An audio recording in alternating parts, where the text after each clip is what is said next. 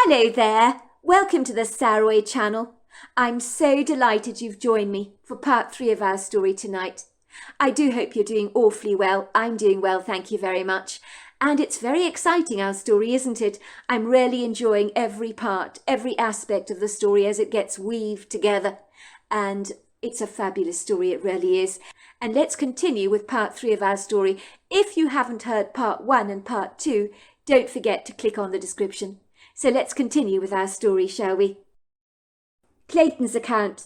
I was astonished and bewildered to hear Mrs. Rosenberger's ominous confession over dinner, and I was grievously concerned for Edwin's family steers, for their bullocks were their livelihood. I pondered over what could be done over the matter to help the Rosenbergers. Edwin was my best friend after all, and I wanted to be there for him, and his family, of course. I was in no doubt that if that wolf-like humanoid had attacked one of their steers, leaving behind angry gashes on its flank, that it would more than likely happen again, and potentially with deadly consequences. Luckily, the steer in question was making a full recovery with antibiotics, but this kind of fortuitous attack was a warning sign that the Rosenbergers could ill afford to happen again. Any rancher will tell you that the well-being of their steers is of paramount importance, and the last thing a rancher needs and wants is steers that are unsettled and very stressed. I was of the belief that stress affects the quality of the meat, and agreed with Mrs. Rosenberger in this regard. I know when an animal is exposed to stress, the meat can be incredibly tough. I've tasted the meat from a very stressed steer, and one that was very contented, and the quality of the meat was like comparing chalk with cheese. When me and my sister were pursued by this dangerous wolf-like humanoid, we instinctively sensed that he would kill indiscriminately, just for the hell of it, as if he thoroughly enjoyed tormenting his victims. I decided to seek my grandfather's advice in regards to the matter.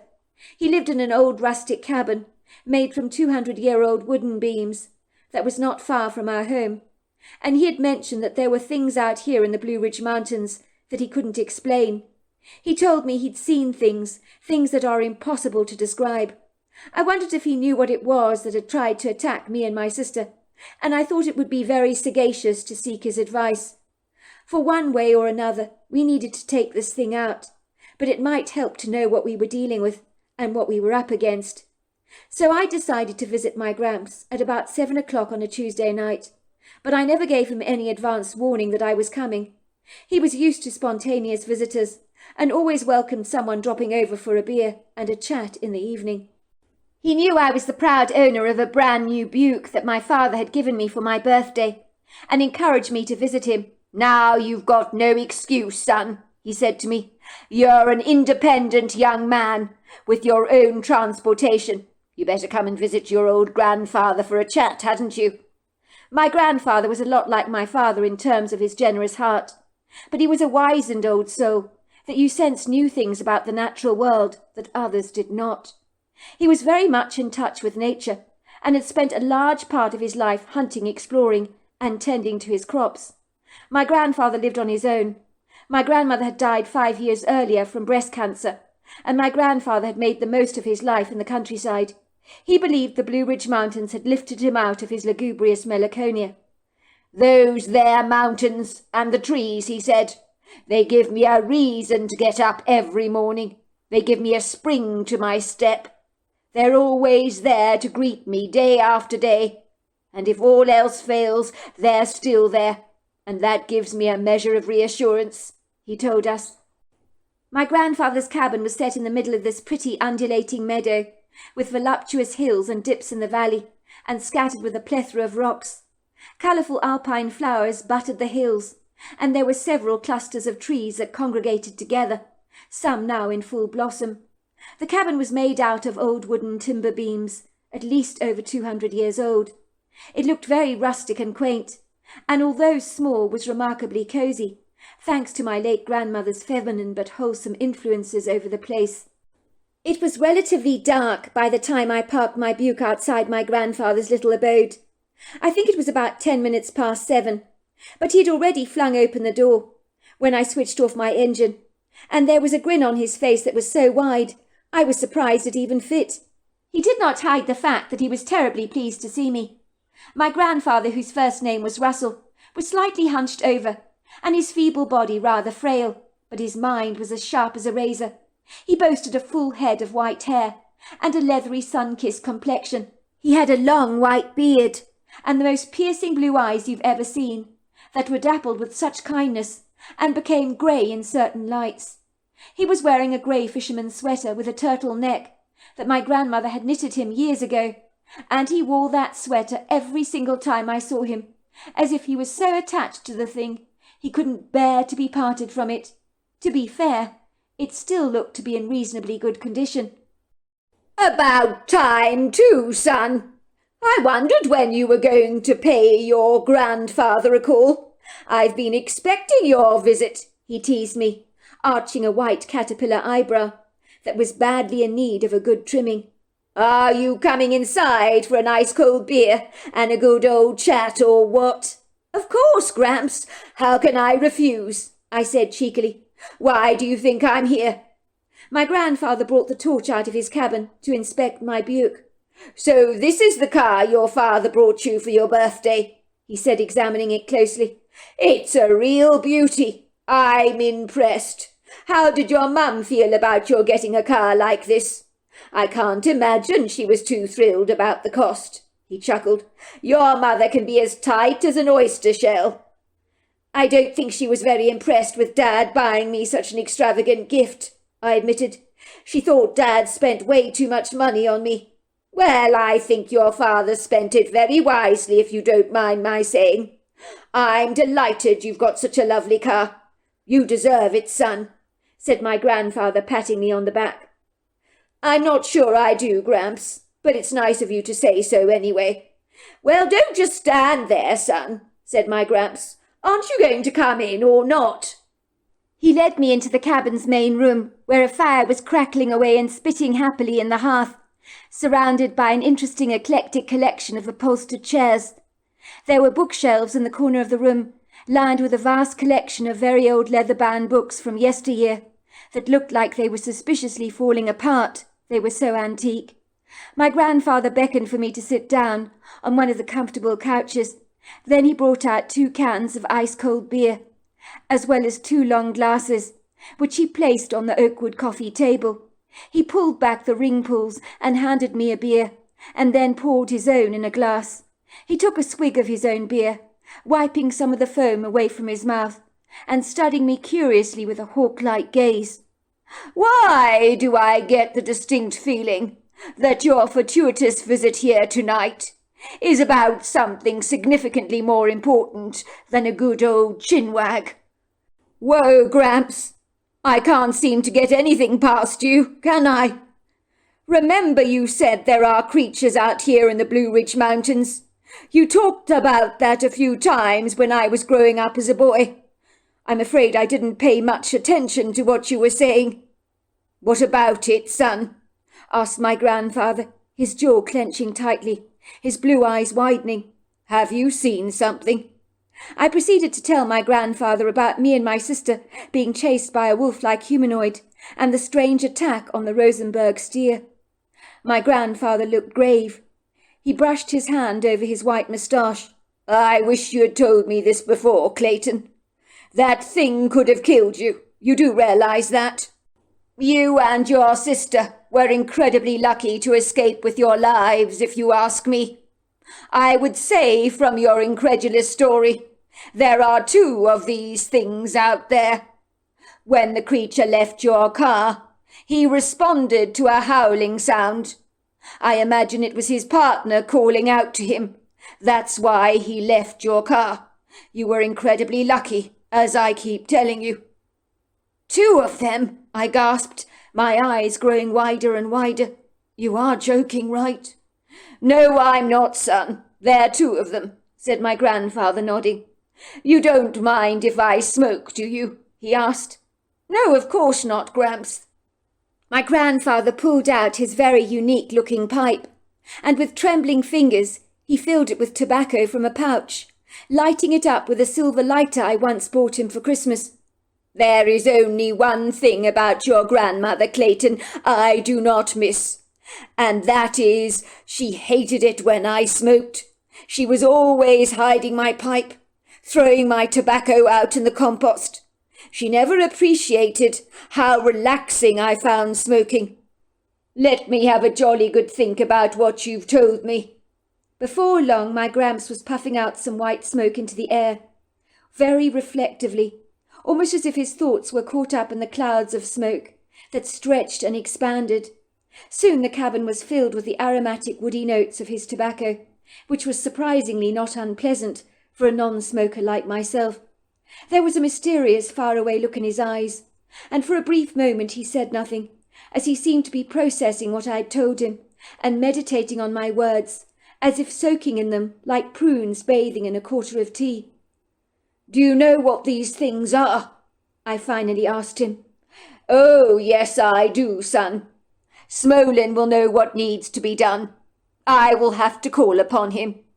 I would rather not have bothered him, but there really isn't much choice in the matter." When my father mentioned Smolin, I thought he was talking about a man who knew about strange cryptic creatures. "It's not what you think," my grandfather told me, almost as if he was reading my thoughts. "Smolin is a Bigfoot. He's a very good friend of mine. I've known him all my life, since I was a teeny bopper. He'll take care of things for us. I know he will. We can certainly rely on him." "Bigfoot?" I asked. "But are those things even real? I thought all that stuff was legendary." My grandfather smiled. "That's what people are supposed to think, son. But there is a lot going out there in these woods and in the mountains that people know nothing about. Smolin will help us. We can rely on him. I can assure you of that."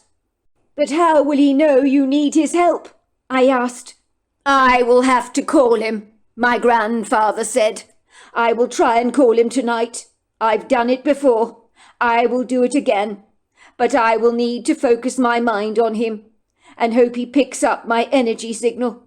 If I manage to reach him in my mind, he will come here at once. I would like you to come back to my cabin tomorrow night at about 12 o'clock. Do you think you can do that? Hopefully our problem will be fixed by then. We might have to wait for Smolin until the early hours of the morning, depending on how long it takes for him to pick up the trail of this dogman or these dogmen. That's what the creatures are called." "But you really think Smolin can help us?" "I'm in no doubt," said my grandfather. "Smolin's name means the giant in our midst, and he is one too. He weighs about 1,000 pounds and is over 10 foot tall. That hairy man has strength on him that defies belief. Leave this problem with me. I'll take care of it. Or should I say, Smolin will. I'll tell you this, you cannot take down that creature yourself. Those things are tricksters, and they have strange, unusual powers.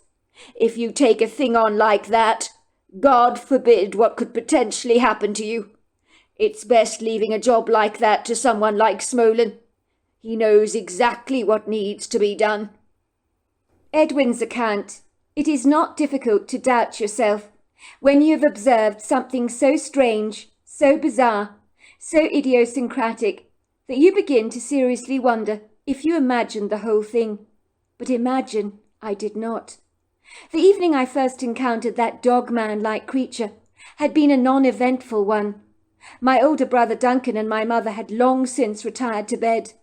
I was the restless insomniac in our household that would struggle to get to sleep. Luckily, my best friend Clayton, who didn't live very far away from me, had similar issues with getting to sleep. We had been in our living room playing a game of rummy together. We both enjoyed card games and were also quite passionate about Monopoly. Clayton only had one beer as he was driving, but I'm afraid I did overindulge, so I was a wee bit inebriated, but thankfully I can handle my booze to a degree. Once the game was over, Clayton left our farmhouse by letting himself out, which is what he usually does. I could hear him revving up the engine of his Buick as he drove away. I was still sitting on the upholstered chair in the living room, feeling slightly wobbly and unsteady on my legs.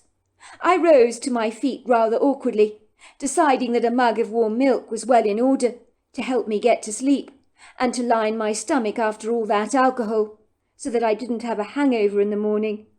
I was beginning to flag myself, rather like a drooping flower in a vase. I poured some ice-cold milk into a stainless steel pan and was about to put it on the gas hob when I heard a loud, raucous commotion coming from the steers in the field. I groaned. I knew the sound meant that something had seriously upset them, and upset them a lot. In that moment, when Sir Prt3 had eluded me a little, the last thing I felt in the world like doing was checking in on them. But I didn't really have a choice in the matter. Not only were these steers our livelihood, but I cared about each and every one of them, like you would care about a domestic pet you owned. Something was seriously up, and my mother's 2 Yorkshire Terriers were yapping away, as they had picked up on the distress call of the steers. My mother was calling from her bedroom. The sound echoed down the stairs. "Please, Edwin, check everything is all right, won't you, with the steers?" "Don't worry, Mum," I called up to her. "I've got this," I told her in a rather slurred voice. "Thank you, darling," she called back. I hurriedly grabbed a rifle from the rifle cabinet. Then I pulled a chain back from the front door and ambled cautiously into the night. It was quite fresh out there, and a cool breeze punnelled against my cheeks. But even before I got to the meadow, I picked up the most foul stench on the wind that is simply impossible to describe. It smelt like decaying flesh mingled with perspiration and some underlying sulphurous compounds that reminded me of rotten eggs. It was so rank, so hideously revolting, that I began to cough and splutter. I dashed over to a bush and heaved my guts out. If the vomiting did anything, it helped me become a little less unstable on my feet by sobering me up. By this time, I absolutely knew something was up. My steers were in trouble. My heart began to pound violently, and every beat in the wall of my chest vibrated through my entire body. The foreboding smell on the wind was designed to intimidate. It was caustic, like a powerful chemical that burnt the back of my mouth really badly.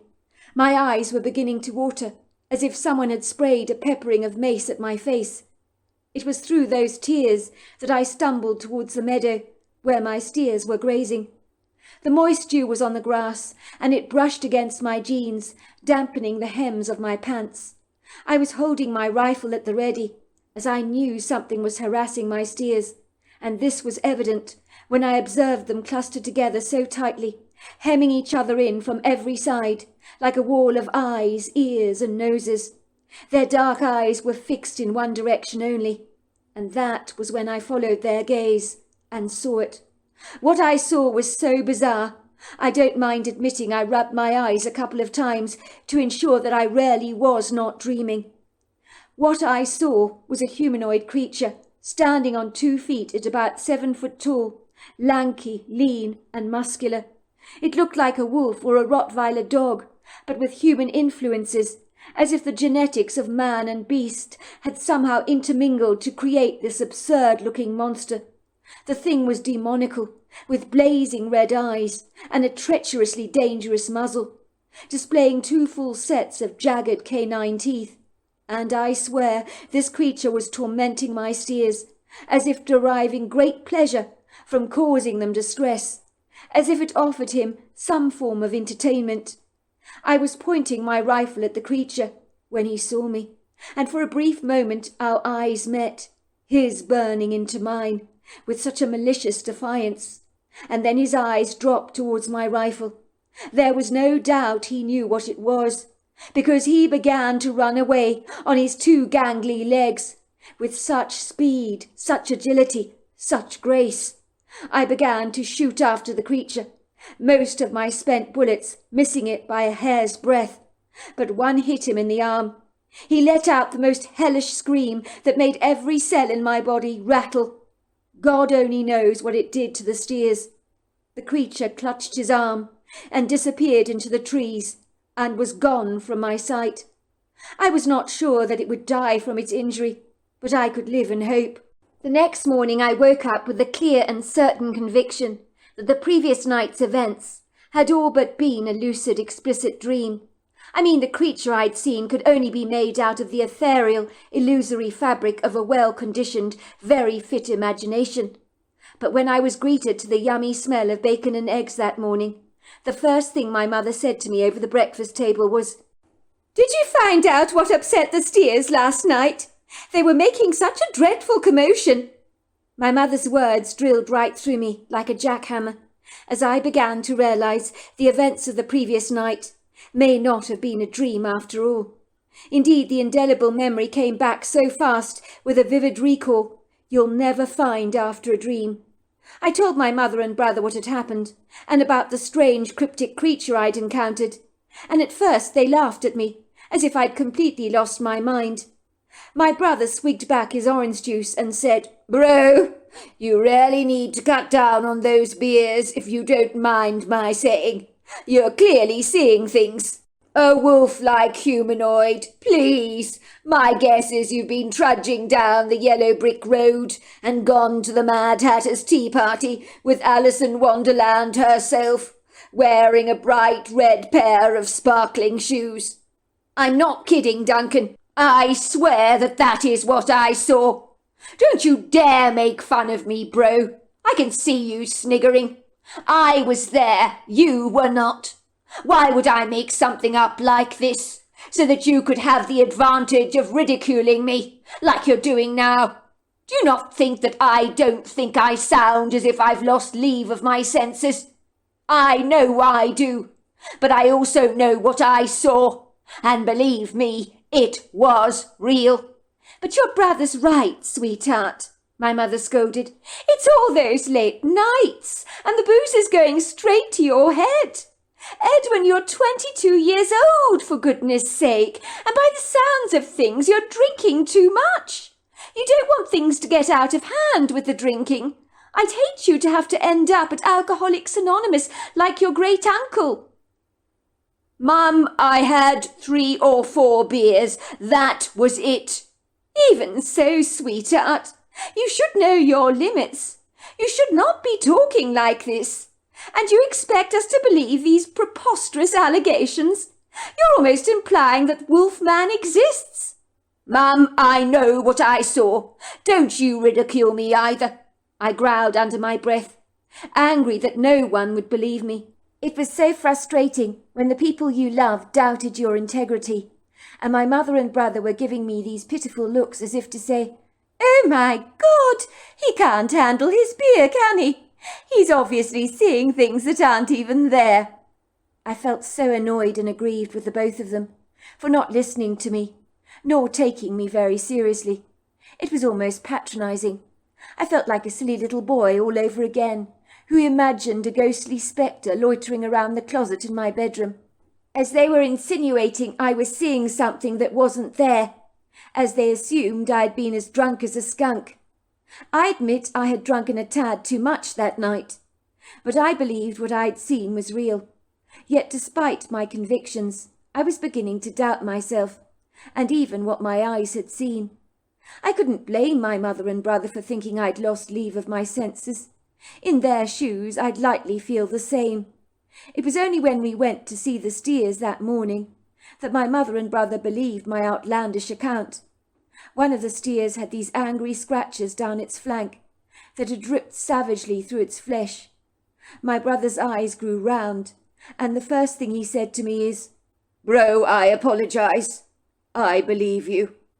I also showed him the trail of blood that led into the trees, but there wasn't enough blood to suggest that whatever I had shot at had actually sustained a lethal injury. The steers were so unsettled the entire day, so my brother had to calm them down with his sax music, and the vet was called out to examine our steer. I was relieved when his truck rolled up outside our farmhouse. Maybe he would be able to tell us about what had attacked our steer.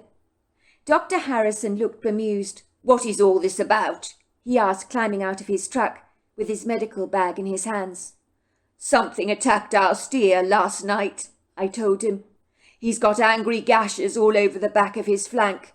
And all the others, they're very rattled after last night's fortuitous events." "Oh dear me," said the vet. "That sounds ominous. I hope nothing is attacking your steers. I hope you don't have a problem on your hands." When the vet studied the wounds on the flank of the injured steer, the first words out of his mouth were, "Bloody hell! What on earth happened here?" He ran his hands through the curtain of brown hair on his head. His lips began to quiver. He put his gloves on his hands and ran them over the injury, with a growing look of perplexement on his face. His brows began to furrow, and 2 creases developed between his eyebrows. "What do you think did this, Dr. Harrison?" I asked him. "I am very sorry, Edwin. I have got no clue whatsoever. But this was quite some dangerous attack, and it looks like powerful claws were used to attack your steer. Very powerful claws. Now he requires some injections. I need to sterilize this wound. You can see it's beginning to get infected. You need to keep an eye on all of your steers. You're very lucky this one was not killed. With claws like that, they can do a great deal of harm, and there is no telling what this predator is capable of doing, judging by the state of this steer. And look at all of them. They look very distressed. This thing, whatever it is. You've got to get it. You've got to kill it. I've seen strange things in my time working as a vet, but this is very idiosyncratic indeed. This is not an injury caused by a coyote, that's for sure, nor a mountain lion or a wolf, not even a bear. So what did this to your steer? I honestly don't know, but I'll tell you this. It was a very powerful creature. I decided from that point on I would keep a nightly vigil on my steers to ensure that this thing, whatever the hell it was, would not harm one of them again. This was our livelihood, and all me and my brother ever wanted was to be ranchers, following in our father's footsteps. Our dad was running another ranch not far from us, but as he and my mother were divorced, we saw him irregularly. I would be damned if anything was going to harm one of our livestock. Their well-being and happiness was of paramount importance to me. Granted, one day they would be turned into meat, but until then I wanted them to have the best lives ever. They deserved that. I wouldn't allow them to be tormented. Little did I know at the time that my best friend Clayton was seeking out the help and advice of his grandfather, who knew something about the bizarre creatures that could be found in the Blue Ridge Mountains, that the vast majority of us don't even necessarily know exist. I also do not know he'd called for help from an unlikely source. In the beginning I had not shared with Clayton what had happened that night. I think I was still getting my head around the strange event, because on the surface it really did sound like a fictitious fairy tale, but I knew what I'd seen was real. The following night, Clayton had not visited me on this evening, and I'd missed his presence. I was unable to get a wink of sleep, and did not touch even a drop of beer. Sobriety was important to be in top form. My brother and mother had retired to bed. Duncan begged me to wake him up if anything untoward happened during the night. He wanted to help me take down this evil wolf-like humanoid, if it ever dared trespass on our property again. I remember the anxiety of that evening pierced its way through my guts. My stomach was gurgling, and a taste of bitter bile burned the back of my throat. I knew that this is what apprehension can do to a man. The waiting, the wondering, if this devilish thing would ever come back again. And if it did, I would be waiting for it, that was for sure. And this time I would not miss with my rifle. I would aim my bullet straight for its head. I had been to target practice earlier in the day, to improve upon my skills with my rifle. During the evening, pacing up and down the first floor of our farmhouse, like a restless animal in a zoo enclosure, is what I had become all evening. Every so often I would walk outside, wearing a windbreaker, as it was slightly bracing out of doors, as the wind whipped against my skin. The night was dark, with a brief scattering of stars and a half moon, but I could taste the unpalatable uneasiness in the air, and even our steers seemed to sense something foreboding on the wind, as they became increasingly agitated. I had an impending sense that this frightful thing would indeed come back, but I had no idea this time he would come with reinforcements in the form of another one of these things that I suspected was female. It was when I returned to the farmhouse. I heard an objectionable commotion coming from my steers. My mother's Yorkshire terriers began to yap incessantly. I thought that would likely wake my brother up to come to my aid. I had not drunk even a wink of beer. I was as sharp as a hawk, steady on my feet. I needed to be if I wanted to take this ghastly thing down with a well-aimed bullet and a resolutely firm hand. I needed to be on my very best form. I had a profound sense that this insidious creature had returned and was intent on causing mischief and macabrely delighting in the fear it provoked in my steers. I could feel my heart literally leapfrogging through my chest as I hightailed it through the house towards the meadow. The apprehensive steers were behaving like they'd done before on the previous night, gathering together in a large tight cluster, all eyes and ears focused in one direction. I followed their gaze, and it was under the soft prisms of moonlight and the light of my headlamp that I saw the two creatures. My heart sank. Oh my God, there were two of them. This is not what I was expecting, and was worse than I could have ever envisaged. Both of them were deliberately antagonizing the steers and moving in on them like a lion creeping in on its prey, their open jaws drooling globlets of spittle. I'm not sure the wolf-like humanoids had seen me or even discerned that I was there at the ready, with my rifle pinned on the both of them. Their primary focus was directed on our steers. In the blink of an eye, the most bizarre thing happened that rattled me to the quick. My rifle began shaking in my hands, so much so it would have been very dangerous to fire any bullets. Any professional hunter will tell you that. It's not wise to shoot if your hands are shaking too much. All of a sudden, I saw this gargantuan, giant, humanoid silhouette appearing through the black misty spillage of the night, and under the soft trajectory of moonlight, I observed this masterful beast's imposing but majestic and lofty form. There are no words to describe the Herculean size of this thing.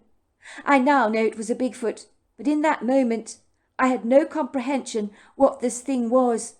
It appeared like a giant man, covered in hair, with overlong arms and a cone-shaped head. Before the wolf-like creatures could even react, he had grabbed one and then the other. One was held by his left hand, the other by his right. These wolf-like creatures looked pathetically small when handled by this formidable giant. They were screaming as they tried to escape the firm clutches of this powerful beast, who held them in both his hands like a couple of wiggling fish. The Bigfoot, with a nimble but forceful hand and a heavy pressure, skillfully put one of the creature's heads over a steer's horn, pushing it through like a needle.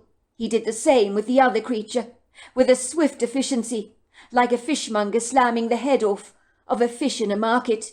It was quick, easy, simplistic. A crimson blood pooled out of these wolf-like humanoids' heads. The steer, although obviously rather bemused, did not flinch a muscle, even though his horns had been used like a lethal injection. But they were hell of a sharp, that was for sure. Both of these wolf-like humanoids were now lying there lifeless, deceased on the ground. Soon the large congregation of steers gathered around them, their curiosity inspired by their inquisitiveness to examine the carcasses of the threat that had now been skillfully obliterated before their very eyes. I stared in wondrous awe at this huge, remarkable human-like creature that the steers appeared to really like, as if they actually were familiar with him. They weren't remotely afraid of him.